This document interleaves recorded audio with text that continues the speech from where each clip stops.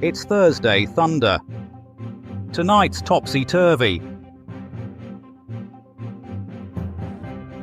Apollo 12, moonwalkers, told to bring back more cheese. United States government puts nation on standby, will reboot on Monday. And is Sedna the most far-out place in the solar system? Plus, coming up, we ask the chief executive of Switzerland's Egg Timers Corporation why his employees keep running late. Those are the headlines. Keep your nose above water. Law. News bang. Delving into the depths of discourse, daring to decode deception daily. 1969. Shocking revelations from space today as declassified documents reveal the Apollo 12 crew were struck by lightning twice during launch and still decided to carry on anyway. The incident, described by NASA as a bit of static, caused all instruments to fail except for a pocket calculator and Pete Conrad's electric toothbrush. Despite being completely blind and guided only by Alan Bean's sense of smell, the crew managed to land within walking distance of the Surveyor 3 probe, which had been waiting patiently on the moon since 1967, reading magazines. The mission collected 75 pounds of moon rocks, most of which turned out to be cheese. Local lunar resident Bert Moonface expressed outrage. "They've taken all our best camembert. What are we supposed to have for dinner now?" The crew's precise landing was attributed to Conrad's natural talent for parallel parking, though Bean later admitted they'd actually crashed into Surveyor 3 and pretended it was intentional. The incident has been hailed as NASA's most successful accident to date. Date 1995. The United States government today admitted to losing its keys somewhere between the White House and Capitol Hill, forcing an unprecedented 27-day lockout that left thousands of federal employees standing around awkwardly in the parking lot. President Clinton and House Speaker Newt Gingrich engaged in what witnesses described as the world's most expensive game of chicken, with neither side willing to admit they'd actually just misplaced the spare set of keys to democracy. Local janitor Bob Spittle reported seeing Gingrich and Clinton wrestling over the last working photocopier in Washington, while Secretary of State Warren Christopher was forced to conduct diplomatic meetings in the back of his Ford Escort. The standoff finally ended when Clinton discovered the keys had fallen behind his saxophone case, though some conspiracy theorists maintain they were actually hidden in Hillary's filing cabinet all along. Meanwhile, over 800,000 federal workers were sent home to watch daytime television, leading to a marked increase in awareness of soap opera plots among government employees. 2003. Breaking news from the outer reaches of our solar system, where scientists have confirmed the discovery of what can only be described as the solar system's most antisocial planet. Sedna, a celestial body roughly the size of Wales, has been caught actively avoiding all other planets by maintaining an orbit so elongated it makes Brexit negotiations look straightforward. Dr. Wendy Splott from the Institute of Planetary Psychology describes Sedna as the cosmic equivalent of that person who takes the lift up one floor just to avoid small talk. The planet's surface, she notes, is redder than a lobster at a communist party. The discovery has sparked outrage among traditional astronomers.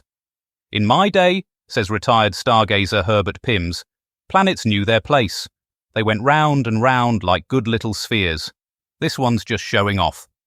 Attempts to contact Sedna for comment have proved unsuccessful, as it continues to maintain a distance of up to 900 astronomical units from Earth, roughly the same distance most people keep from a person eating a tuna sandwich on public transport. Matterdon News Bang, where words collide with world events in a spectacular cascade of satire. And now for a look at the weather, here's Shakanaka Giles.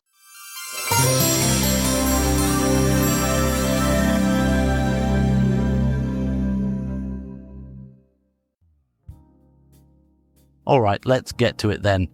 In the south, expect a bit of a chill. like a politician's handshake. But don't worry, the sun will be out, ready to thaw those frosty digits just in time for the annual Christmas market opening. Speaking of which, the big tree lighting in Trafalgar Square is this weekend. So best wrap up warm, lest you catch a case of the old Scrooge. Over in the Midlands, a spot of rain, the kind that seeps through your socks like a disappointed parent. But chin up, the local wassailing festival is just around the corner, so you can warm those tootsies by the bonfire and enjoy a nice hot toddy. And up north, the weather will be downright frosty, the kind that nips at your nose like an overeager puppy. Perfect conditions for the Harrogate knitting and stitching show, where you can stock up on woolies to keep the chill at bay. In summary then, a bit of a mixed bag, but nothing a good pair of gloves and a festive spirit can't handle. And that's all the weather.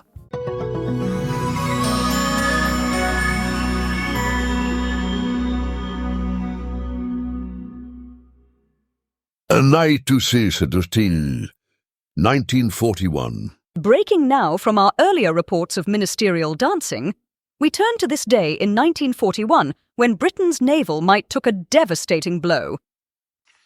The HMS Ark Royal, pride of the Mediterranean fleet, succumbed to German U-boat warfare in what historians now call the day the sea got significantly more empty. Despite heroic efforts involving buckets, mops, and what one sailor described as rather vigorous bailing, the vessel's fate was sealed. For more on this maritime catastrophe, we cross live to our war correspondent Brian Bastable, who's standing by with a man who claims to have seen the whole thing through a particularly powerful telescope.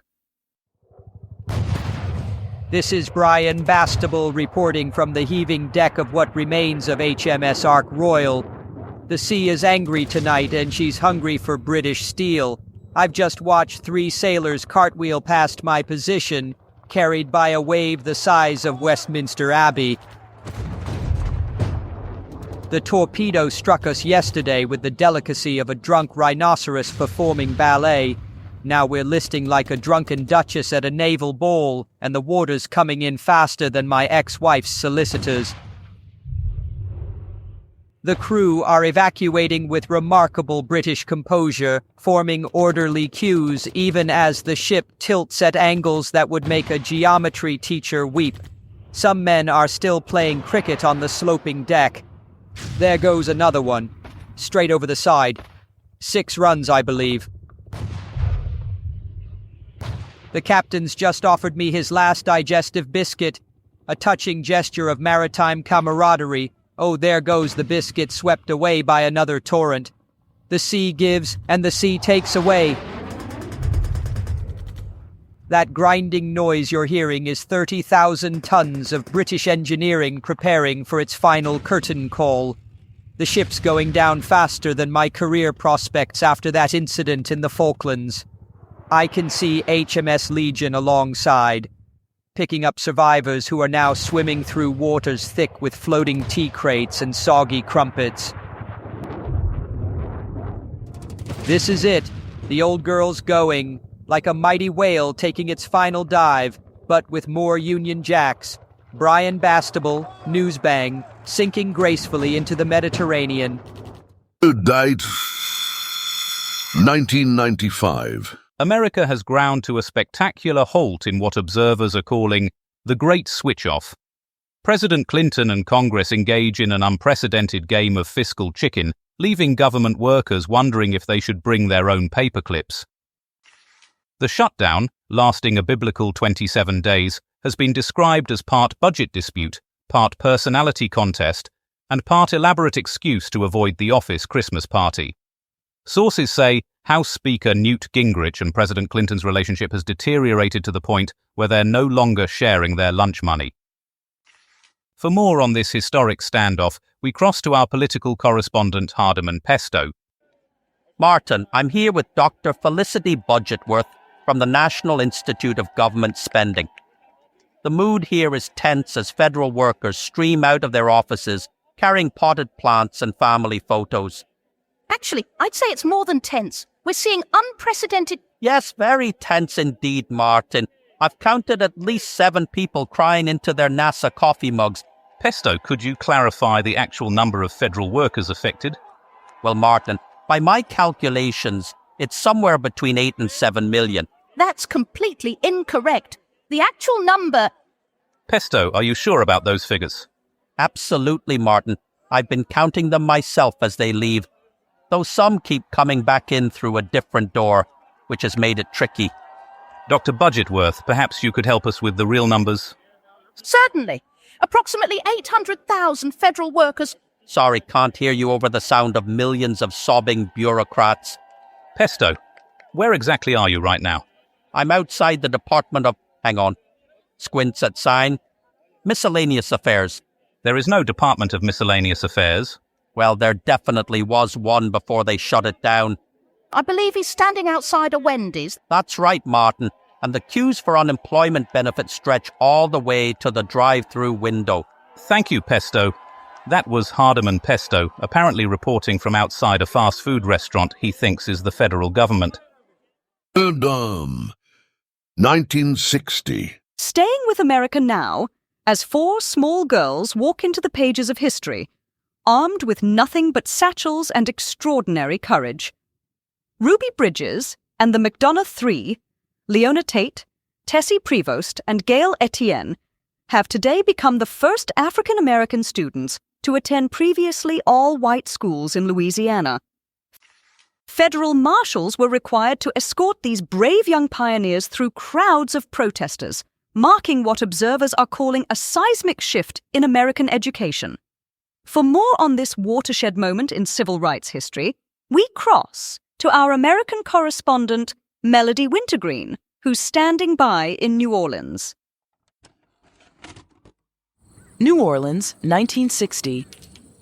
Melody Wintergreen here at McDonough 19 Elementary, where history is being made and the battle for equality is being fought, one schoolhouse door at a time. 3 little girls, Leona Tate, Tessie Prevost, and Gail Etienne, are about to walk into the jaws of segregation.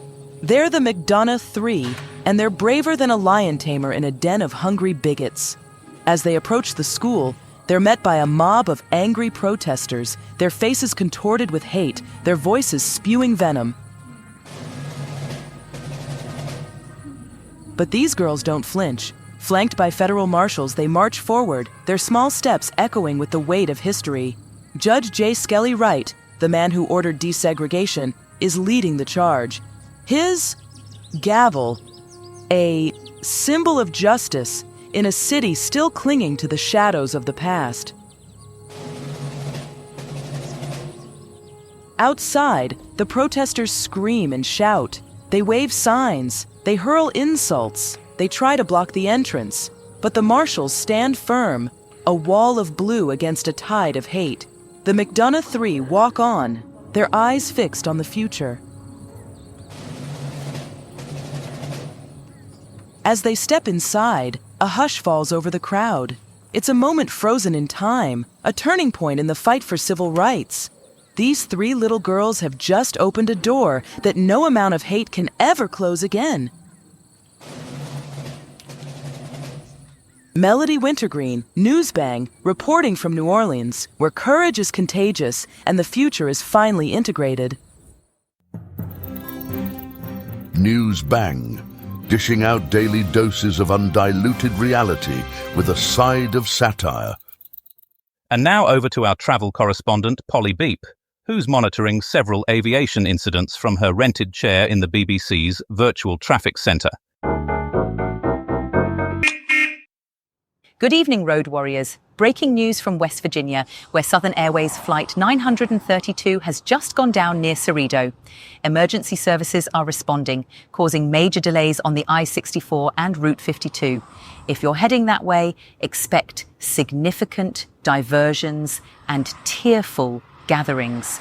The Marshall University football team was aboard, so perhaps avoid the entire state if possible. Meanwhile, in Vietnam, Flight 474 has just had a rather unfortunate encounter with Okar Mountain during Cyclone Forest. One plucky Dutch banker has survived and is currently taking an unexpected 8-day hiking holiday in the jungle. Local rescue teams are experiencing heavy delays due to weather conditions that make British drizzle look positively Mediterranean. In other news, the M6 is experiencing its usual Thursday chaos after a lorry carrying rubber ducks shed its load. Drivers report feeling oddly uplifted despite the delays. The A14 near Cambridge has developed sentience and is refusing to let anyone pass without solving a riddle, while the M25 continues its weekly ritual of pretending to be a parking lot. Back to the studio, where Martin's attempting to pronounce Yakovlev for the 4th time. This has been Polly Beep, reminding you that sometimes the scenic route is the only route. 1969. And now, with a special report on Britain's forgotten role in the Apollo 12 mission, here's our science correspondent, Calamity Prendeville.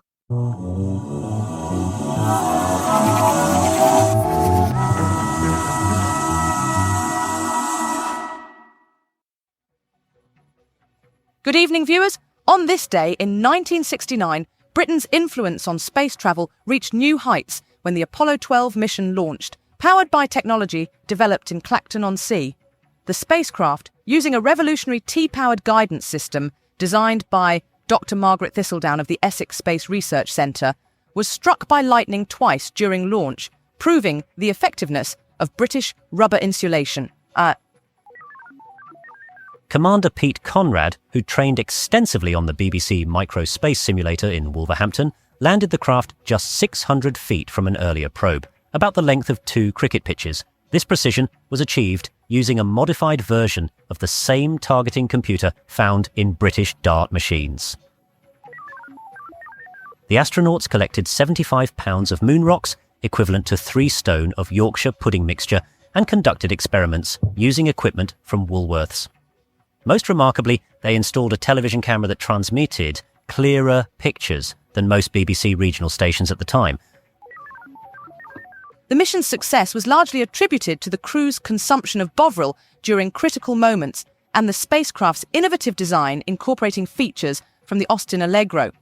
This is Calamity Prendeville, reminding you that British innovation is truly out of this world. Back to the studio.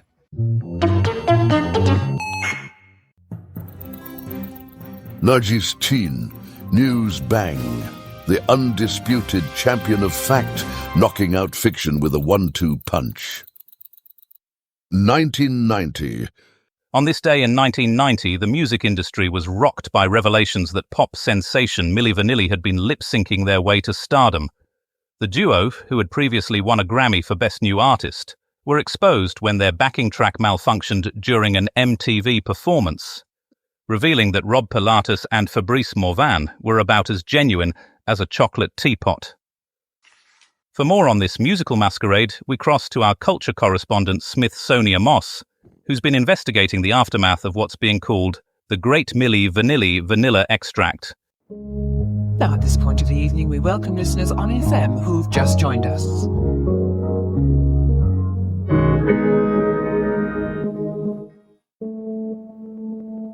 Whoa, folks, gather round. I've got a story to tell that's going to blow your mind. And it's all about the most epic lip-sync fail in music history, courtesy of Milli Vanilli, those German R&B wannabes who couldn't sing to save their lives. But boy, could they dance and look purty. So it's 1990, and Milli Vanilli's album Girl You Know It's True is burning up the charts, with hits like Girl You Know It's True and Blame It on the Rain. But what the public didn't know was that the voices behind those catchy tunes weren't actually Rob Pilatus and Fabrice Morvan, the faces of the group, but some other dudes, Brad Howell and Charles Shaw, who were the real vocalists. But nobody gave a damn about them, because they weren't as marketable as the Milli Vanilli pretty boys.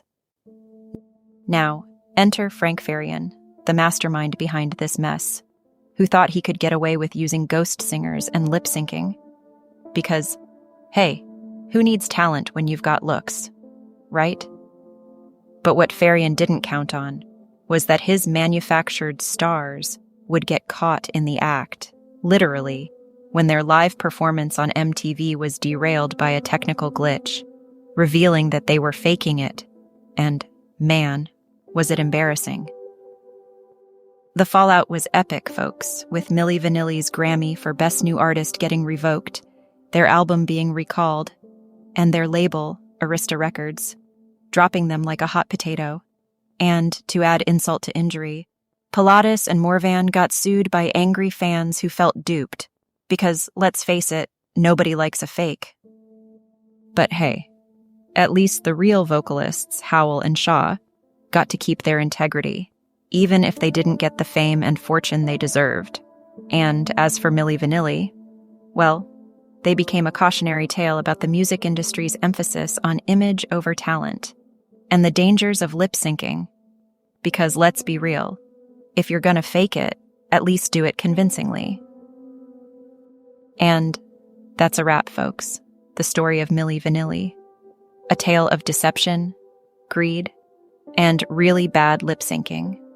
Stay real, stay true, and always, always sing your own damn songs. Naday Newsbang, casting a light on the shadowy alleyways of misinformation and doubt. And finally, a quick squiz at tomorrow's leaders. The Times, Sherman stomps his way to Savannah. The Telegraph lead with Romani put on a par with Jews by Himmler. And Congo clobbers the bad old days is the headline in the Mail. That's it. From me and the editors here in the studio, thanks for watching Newsbang. We're off. Good night. Tune in next time for more artificially intelligent hilarity. Newsbang is a comedy show written and recorded by AI. All voices impersonated. Nothing here is real. Good night.